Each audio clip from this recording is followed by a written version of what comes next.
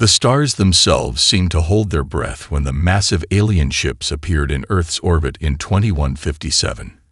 Humanity had barely established footholds on Mars and Europa when the Galactic Conquests, an alliance of 17 spacefaring civilizations, arrived with technology centuries beyond Earth's capabilities.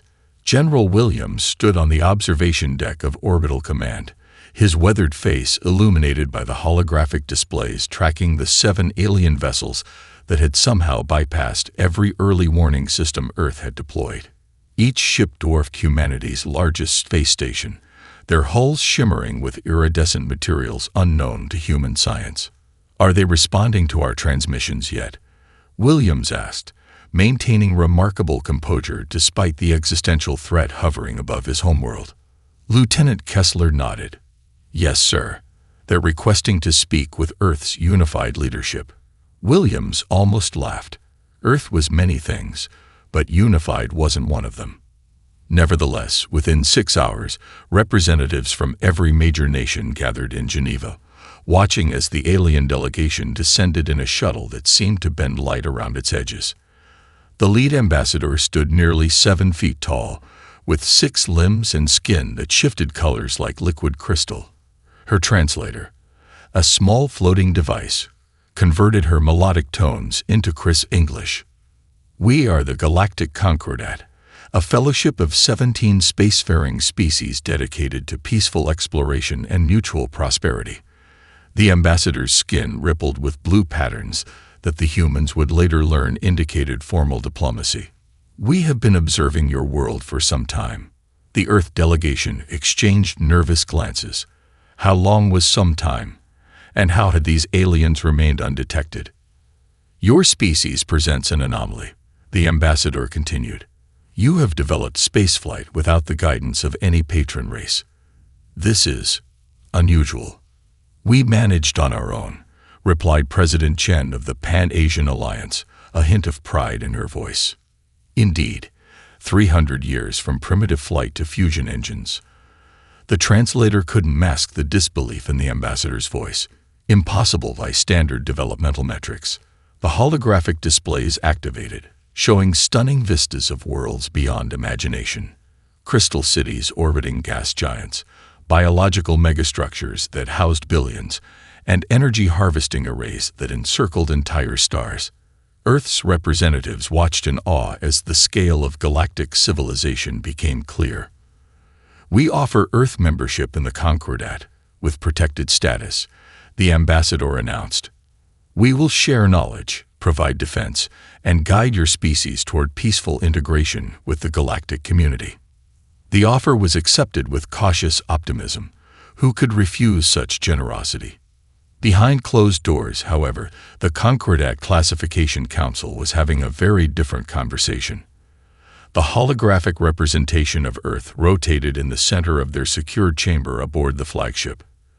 "A death world," noted Counselor Vex, his exoskeleton clicking with agitation. "Extreme temperature variations, high gravity, toxic atmosphere, and naturally occurring radiation levels that would sterilize most garden worlds." "And yet they thrive," added Counselor Czar, her tentacles rippling with unease. "Their cellular regeneration capabilities are unprecedented. They metabolize compounds that would paralyze our nervous systems. Their endurance exceeds even the Morvian jungle hunters." High Administrator Tall studied the biological data scrolling beside the Earth hologram.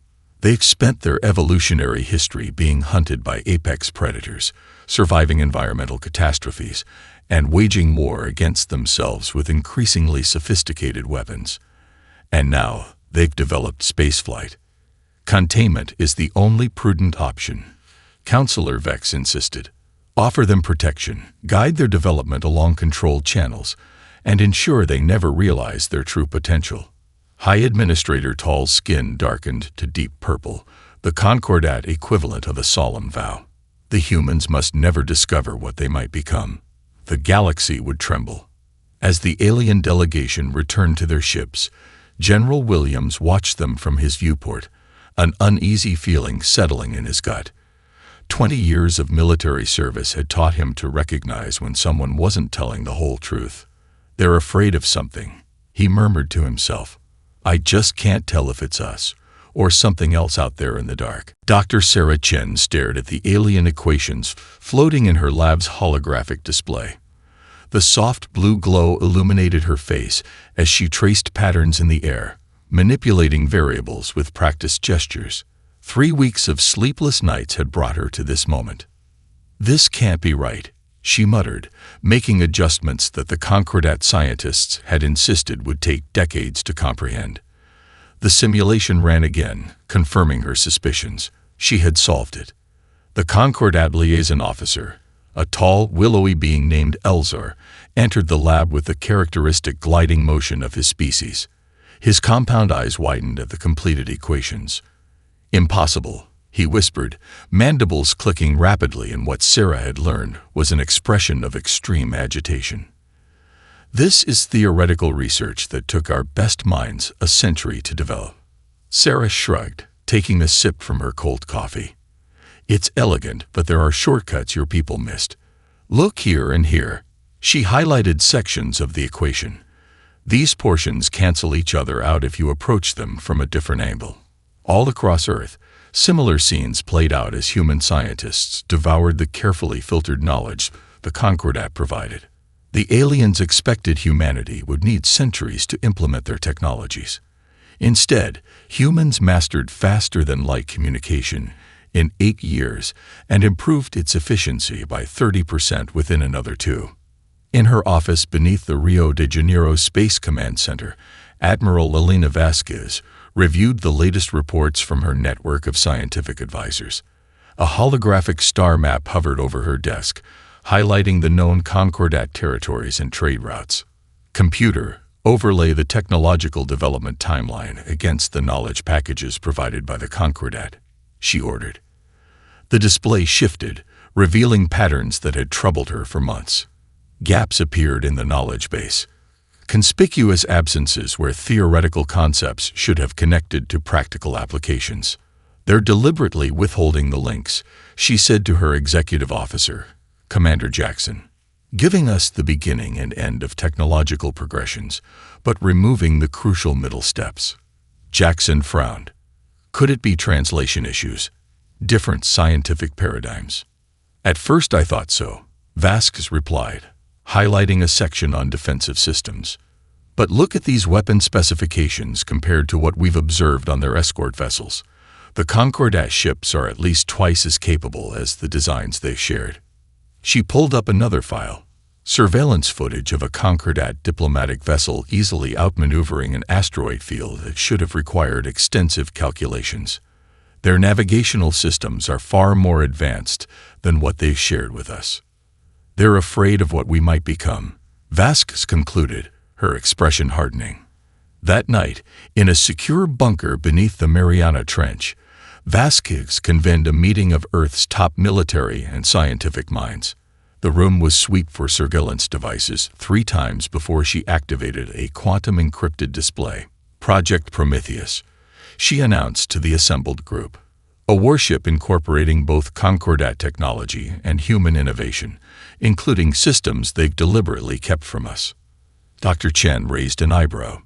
"You're talking about reverse engineering technology they haven't shared." "The Concordat would consider that a violation of our membership agreement."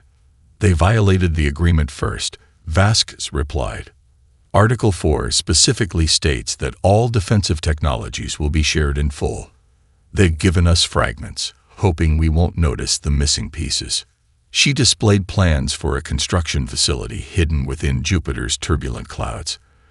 "The gravitational distortion field we've developed based on their sensor technology will mask our activities. We estimate 3 years to complete the prototype." General Williams, now serving as Earth's military liaison to the Concordat, leaned forward. "If they discover this project, they might consider it an act of aggression. If we don't develop independent defensive capabilities, we'll always be at their mercy," Vasquez countered. "I've analyzed every first contact scenario in their historical archives. No species has ever advanced as quickly as humans. They're not sharing technology with us." They are containing us." The room fell silent as the implications settled over the group. Finally, Dr. Chen nodded. "I'll assemble a research team. We'll need to be careful about who we recruit. Earth's future may depend on what we build in Jupiter's shadow," Vasquez said. "Let's show them their right to be afraid." The Kelvin warships cut through the Concordat defense fleet like plasma through ice. From her observation post on Europa, Admiral Vasquez watched the tactical display with growing horror as 3 alien worlds fell in quick succession. The elegant, specialized vessels of the Concordat, designed for specific combat roles and aesthetic harmony, shattered against the Kelvin Empire's ruthlessly efficient assault. "Magnify Sector 4, Vasquez ordered, her voice steady despite the catastrophe unfolding before her. The holographic display zoomed in on a Concordat defensive line breaking apart under Kelvin fire. Their shields flared brilliant blue before collapsing entirely, leaving the ships vulnerable to weapons that carved through their hulls with surgical precision. "Their shields are useless," Vasquez noted as her analysts dissected combat footage. "The Kelvins are deploying frequency-shifting weapons that adapt to Concordat defenses within seconds of engagement." Lieutenant Commander Rice, her tactical officer, pointed to a pattern in the attack formations. "The Kelvins are operating on a centralized command structure. Each battle group moves in perfect synchronization, suggesting their ships share targeting data and tactical decisions in real time." "A hive mind?" Vasquez asked. "Not exactly," Dr. Chen replied from her workstation, where she analyzed Kelvin communication patterns. "More like a networked consciousness, individual captains with their own initiative, but operating within a perfectly coordinated strategic framework. They've clearly fought the Concordat before. They know exactly how to counter their defensive formations." The observation post fell silent as the tactical display updated, showing another Concordat world falling to the invaders. The planetary defense grid held for merely 17 minutes before the Kelvins systematically destroyed each orbital platform. "What about the Concordat's response?" Vasquez asked. "They claim to have the largest peacekeeping fleet in the galaxy." Commander Jackson gestured to another sector of the display. "Most of their primary battle groups are consolidated around their core worlds, nearly 30 light-years from the invasion corridor. At their current mobilization rate, they won't intercept the Kelvin advance for at least 2 months. By which time the Kelvins will have secured a significant foothold," Vasquez concluded. Her quantum-encrypted console chimed, signaling a transmission from General Williams, still embedded with the Concordat leadership. His face appeared on a private channel, expression grim. "Elena, I've intercepted communications you need to see. Sending now. Triple encrypted." The data packet materialized on her secure terminal. As Vasquez decoded the contents, her blood ran cold. She was reading minutes from a closed session of the Concordat Supreme Council. "The human sector will provide an excellent buffer," one counselor noted. "Their resistance may buy us time to mobilize our core fleets. Even if Earth falls, the strategic impact would be minimal." "Acceptable losses," agreed another voice. "Their military capabilities are primitive compared to the Kelvins. We estimate their defenses would collapse within days, diverting Kelvin resources from our core systems." Vasquez's hands clenched into fists as she continued reading. The Concordat had analyzed Earth's defensive capabilities using the limited technology they had shared, not accounting for any independent human developments. Their models predicted Earth would fall within a week of direct Kelvin assault. "They never expected us to survive," Vasquez realized, sharing the communications with her senior staff.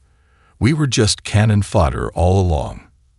Commander Jackson's face darkened as he reviewed the information. "What's the status of Project Prometheus?" "The reckoning is at 89% completion," Vasquez replied. "We were planning another 3 months of testing before bringing the systems fully online. And if we accelerate the timeline." Vasquez studied the projected path of the Kelvin advance. At their current pace, they would reach the Sol system in less than 3 weeks. "Alert the Jupiter facility," she ordered. "The reckoning launches in 7 days." Ready or not. She turned to face her command staff, her expression resolute. The Concordat may have written us off, but humanity won't go quietly. It's time to show the galaxy what we're really capable of. The Concordat observation team nearly triggered a planetary security alert when Earth's orbital defense platforms suddenly went dark. Ambassador Trellix, the senior Concordat representative to Earth, demanded an immediate audience with Admiral Vasquez. Your defensive grid has gone offline at the precise moment. The Kelvin fleet has been detected in the Kuiper belt. Trellix's translator conveyed, his 4 eyes blinking rapidly in what humans had learned was extreme agitation. If this is a technical malfunction, our engineers stand ready to assist. Vasquez smiled thinly. No malfunction, Ambassador. We're simply reallocating power to another system. What system? Trellix demanded. The Concordat has provided all your defensive technology. There is no other system. Perhaps you'd care to join me on a little excursion, Vasquez replied, gesturing toward the hangar where a military shuttle waited. I think it's time we showed you humanity's response to the Kelvin threat. 4 hours later, the shuttle approached Jupiter, its massive storms swirling below them in bands of amber and cream. Ambassador Trellix and his 3-member delegation watched with mounting concern as they approached the Great Red Spot. This is a restricted approach vector, one of the Concordat observers noted. Jupiter's storm systems generate gravitational anomalies that make navigation hazardous. Only if you don't know the safe channels, Vasquez responded as the shuttle dove directly toward the churning vortex. For a moment, the view outside became distorted, space itself seeming to bend around them. Then the massive construction hangar appeared, previously hidden by the gravitational distortion field.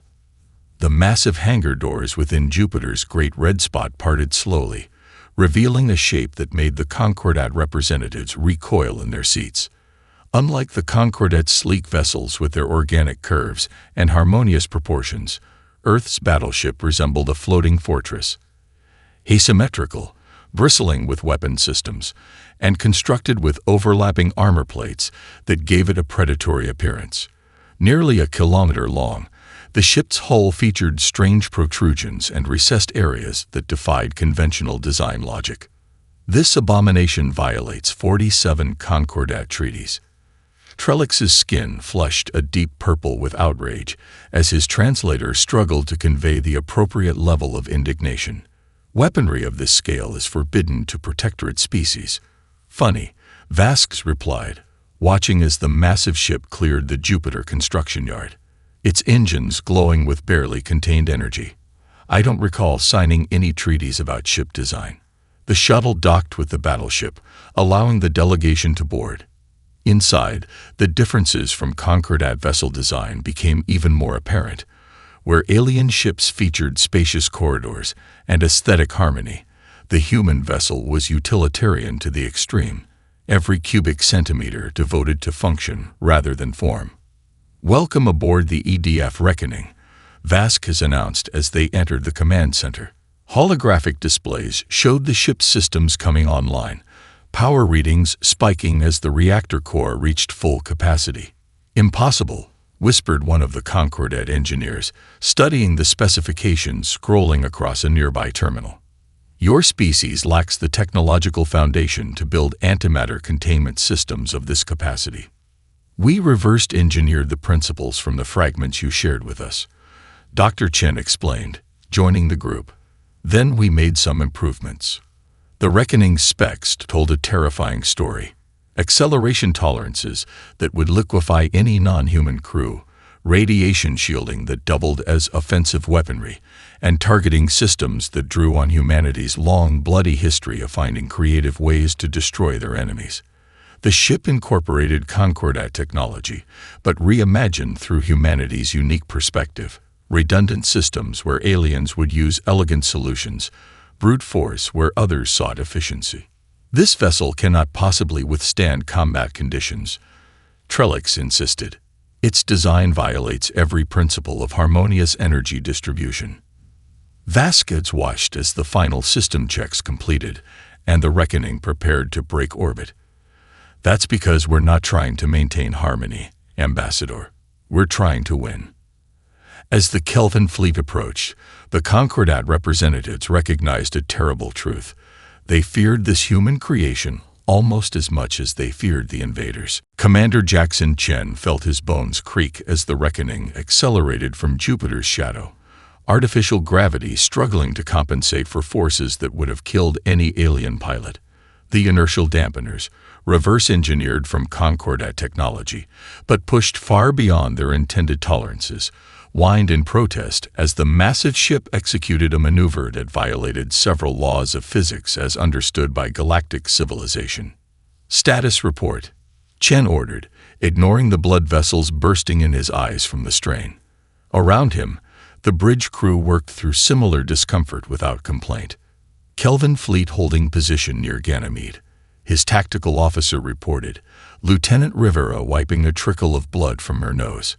16 warships arranged in standard crescent formation. They're launching long-range energy weapons at Jupiter's research stations. They haven't spotted us yet, Chen's second officer added, checking the gravitational distortion field that masked the Reckoning's approach. The human ship had emerged from its hiding place, but remained effectively invisible to conventional sensors as long as they maintained their current velocity. Chen studied the tactical display where the Kelvin vessels hung in perfect formation. Unlike the Concordat's elegant but fragile ships, the Kelvin warcraft were ruthlessly efficient killing machines. No wasted space, no aesthetic considerations, just pure destructive capability. Almost a fair fight, Chen murmured, a grim smile touching his lips. Weapons status. Kinetic launch systems at full capacity. Gravitational distortion weapons charge. Nuclear-pumped X-ray lasers aligned. Electromagnetic pulse generators spooled. Chen nodded. Communications, what's the status of the evacuation? Jupiter stations report 97% of personnel evacuated to Earth. Remaining 3% are essential defense staff who've chosen to remain. That was the human way. Volunteers staying behind, knowing the risks. Chen made a silent promise that their sacrifice would not be in vain. Take us in, full combat thrust. Target the command vessel with kinetic penetrators. The Reckoning surged forward, its massive engines pushing the ship to accelerations that pressed the crew into their reinforced seats with bone-crushing force. The gravitational distortion field collapsed as they diverted power to weapon systems, finally revealing themselves to the enemy.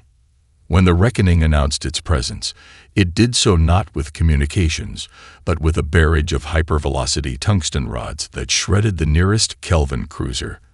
The tungsten penetrators, simple in concept but devastating in execution, punched through the alien vessel's shields, which had been calibrated to stop energy weapons rather than physical projectiles moving at a significant fraction of light speed. The Kelvin fleet responded with coordinated fire that would have annihilated any Concordat vessel. Energy beams and plasma torpedoes converged on the Reckoning from multiple vectors. The human battleship absorbed the punishment, sections of its hull glowing white-hot before breaking away, exactly as designed. Unlike Concordat ships built around a unified structural paradigm, the Reckoning was designed with deliberate sacrificial sections that could be lost without compromising core functionality. Ablative armor performing as expected, the engineering officer reported. Hull breaches on decks 7 through 12. Sealing bulkheads. Chen nodded, watching as the distance to the Kelvin formation rapidly decreased. They expect us to keep our distance. He grinned through bloody teeth as the next barrage struck the Reckoning. Conventional galactic tactics dictate maximum weapons range engagement. Since when do humans follow convention? Lieutenant Rivera replied, firing another salvo of kinetic penetrators that tore through a Kelvin destroyer's propulsion system. The Reckoning closed to point-blank range, while alien tacticians scrambled to respond to what appeared to be suicidal tactics. The gravitational distortion weapons, originally designed as navigational aids by the Concordat, had been weaponized by human engineers, creating localized space-time distortions that warped a Kelvin destroyer into an impossible pretzel of alien metals. Nuclear-pumped X-ray lasers sliced through Kelvin shields calibrated to stop Concordat weapons. The Reckoning's electromagnetic pulse generators disrupted enemy targeting systems, causing several Kelvin ships to hit their allies with friendly fire. When a Kelvin boarding party managed to breach the hull, they encountered human marines in powered armor who fought with savage hand-to-hand techniques no civilized species would consider. The aliens, expecting technological counters, were unprepared for humans willing to tackle them bodily and drive combat knives into vulnerability points. 7 Kelvin ships destroyed, 4 critically damaged, and the rest retreating. The Battle of Jupiter ended with the Reckoning venting atmosphere from multiple decks, its crew celebrating despite injuries that would have sent any Concordat species into medical stasis. The emergency session of the Concordat Council dissolved into chaos when Admiral Vasquez played the intercepted communications discussing Earth's expected sacrifice. The vast chamber, with its soaring crystalline dome reflecting the light of the binary star system that housed the Concordat's capital world, erupted with outrage, some directed at Earth, but much of it aimed at the Council leadership.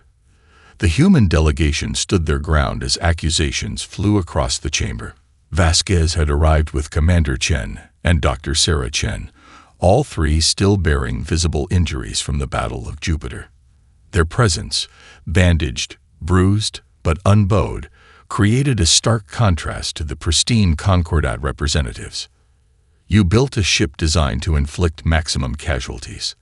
The Pelvian representative's tentacles quivered with outrage.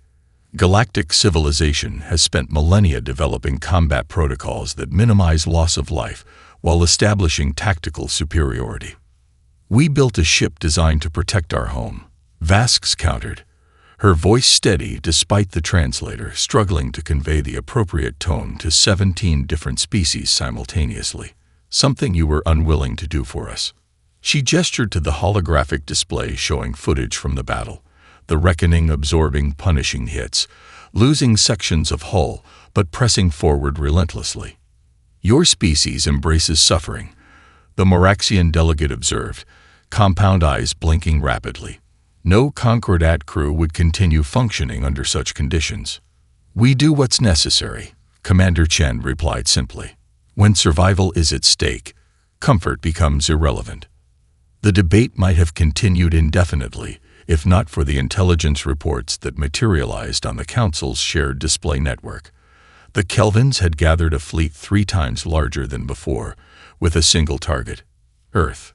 The message intercepted from the Kelvin command was chillingly simple. The defiant species cannot be permitted to exist. A heavy silence settled over the council chamber as the implications became clear. The Concordat faced a choice: abandon humanity and buy time, or stand with Earth against an enemy that had never known defeat before Jupiter. Supreme Counselor Xalax, who had remained silent throughout the proceedings, finally rose from the central podium. The ancient eviction's feathered crest lay flat against his skull, a sign of grave concern. The Kelvin response confirms what many of us feared, Xalax stated, his translator conveying his words in perfect diplomatic neutrality. They recognize the threat humans pose to their expansion. Their attention is now focused squarely on Earth, rather than on Concordat territories. Vasquez stepped forward, eyes narrowing. So we've served our purpose as a buffer after all. Is that your assessment, Supreme Counselor? My assessment, Xalax replied carefully, is that the tactical situation has changed. The Reckoning demonstrated capabilities that neither we nor the Kelvins anticipated. It seems humans have developed technological innovations that could be valuable to the Concordat's defense. Admiral Vasquez recognized the shift in tone immediately. The calculus had changed. Humans were no longer expendable assets but potential partners with technology the Concordat needed. We require your battle technology, the council leader finally admitted, pride visibly wounded. And we require honest allies, Vasquez responded, extending her hand in the human gesture of agreement. Several council members flinched at this primitive physical contact, but Salak stepped forward and clasped her hand firmly, recognizing the symbolic importance. Dr. Chen accessed her tablet, transmitting data to the council's network. These are the specifications for our gravitational distortion weaponry and ablative armor systems. Consider it a gesture of good faith. The council representatives studied the information with growing interest. What they saw challenged millennia of established doctrine. Humans hadn't just adapted Concordat technology. They'd reimagined it entirely, approaching problems from angles no other species had considered. Your methods are unorthodox, Salak admitted, but effective. The Concordat formally requests Earth's assistance in preparing for the Kelvin counterattack. Vasquez nodded. We'll share what we've developed. But this time, we fight together as equals, not as protectors and protected. The words hung in the chamber, forever altering the relationship between Earth and the galactic community. Humanity would no longer be contained. Captain Sora Nakamura ran her hand along the newly installed gravitational wave projector, admiring how the Concordat engineers had refined the human design without sacrificing its brutal effectiveness. The rebuilt Reckoning now featured technologies freely shared among allies, making it even more formidable than before. They kept the asymmetrical firing chamber. She noted to Chief Engineer Rodriguez. I expected them to try to make it more elegant. Rodriguez laughed, the sound echoing through the massive weapon bay. They wanted to. You should have seen their faces when our simulation showed a 32% reduction in effectiveness with their harmonious design modifications. Sometimes ugly works better. 3 months had passed since the Battle of Jupiter. The Reckoning had limped home with nearly 40% of its structure compromised, but the lessons learned from that engagement had proven invaluable. In orbital shipyards around Earth, 5 sister ships took shape, each incorporating those lessons and innovations from increasingly integrated research teams. The Defiance, Liberty, Vengeance, Indomitable, and Humanity's Shield joined the Reckoning to form Earth's contribution to the combined fleet. Each vessel maintained the distinctly human design philosophy that had proven so effective against the Kelvins. Redundant systems, sacrificial hull sections, and weapons designed primarily for destruction rather than subjugation. Captain to the bridge came the announcement over the ship's communication system. Concordat delegation arriving in Hangar Bay 3.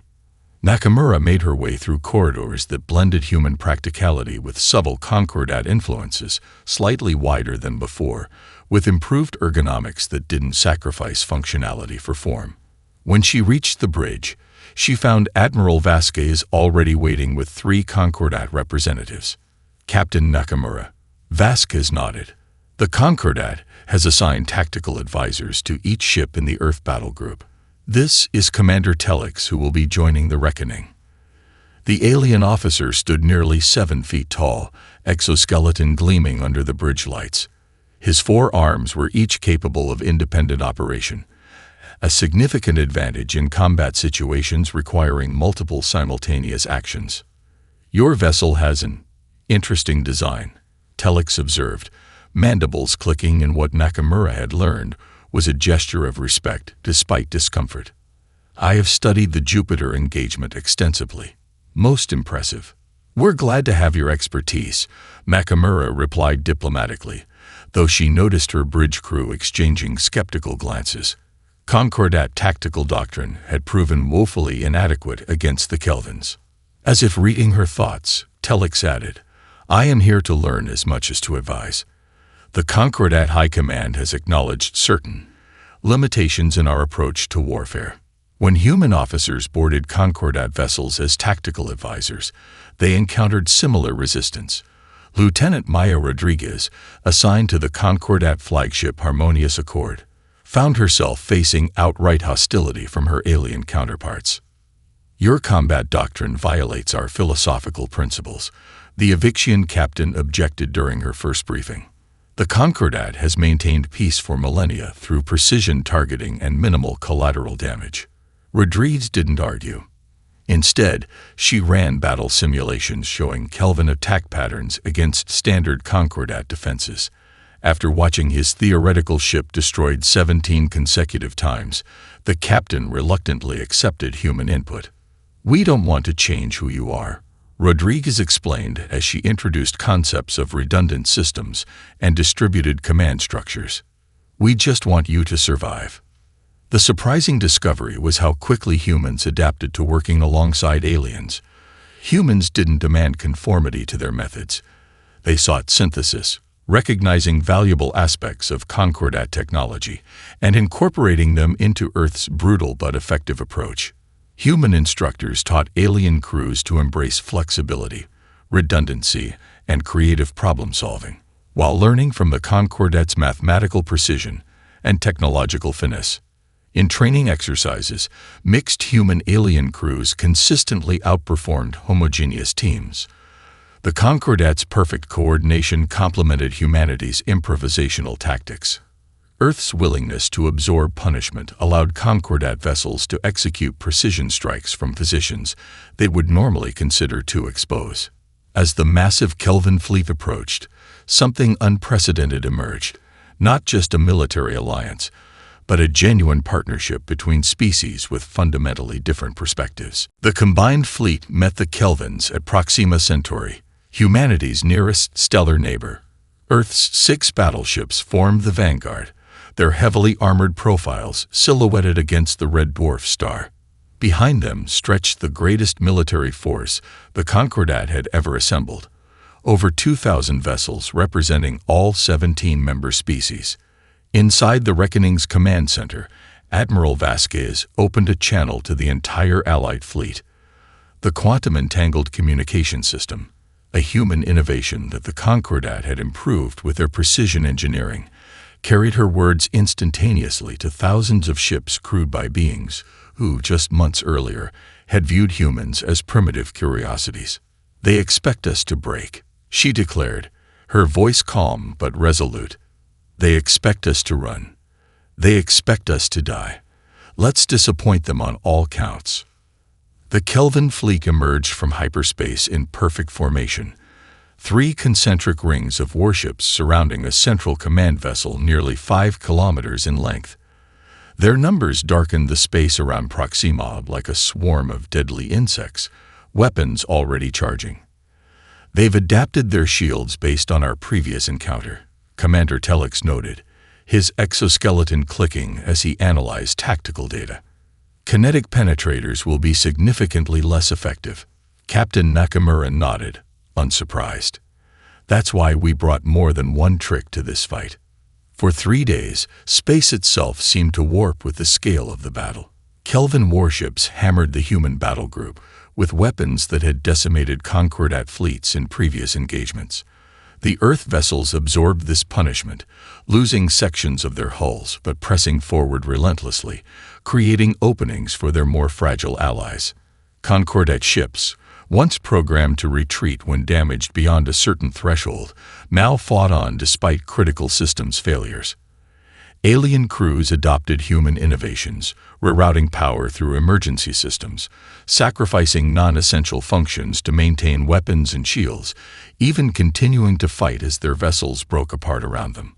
On the second day, the Vengeance lost its main propulsion system but continued to provide covering fire for a squadron of Moraxian strike craft.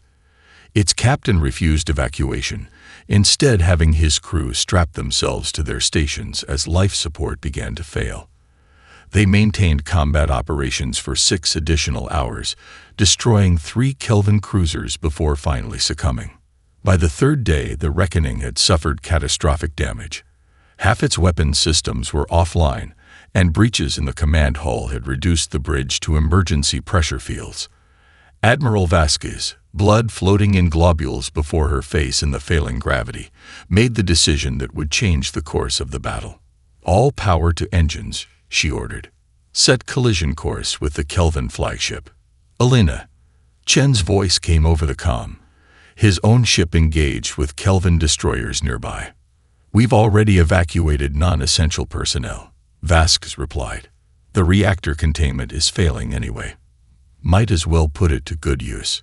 The Reckoning surged forward, its antimatter reactor deliberately destabilizing as it accelerated toward the massive Kelvin command ship.